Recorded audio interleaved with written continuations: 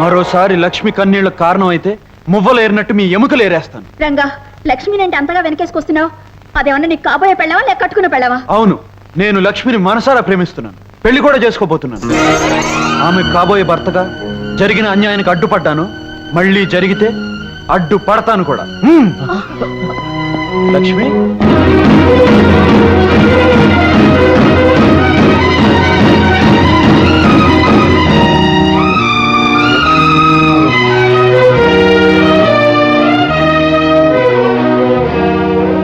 లక్ష్మి, వాళ్లతో నేను అన్న మాటలకు బాధపడుతున్నావా?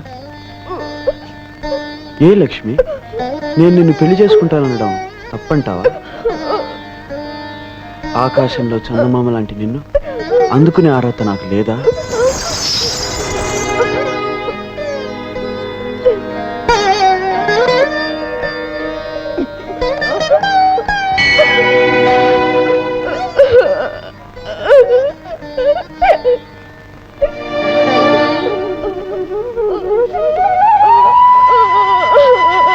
అదేం ఆలోచన లక్ష్మి? మనసుతో మనసు మాట్లాడుకోగలిగినప్పుడు, కళ్ళతో కళ్ళు కబుర్లు చెప్పుకోగలిగినప్పుడు.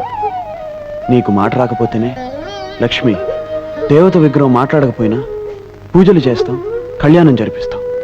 నువ్వు అంతే లక్ష్మి, నా గుండెల్లో నువ్వు దేవతవి.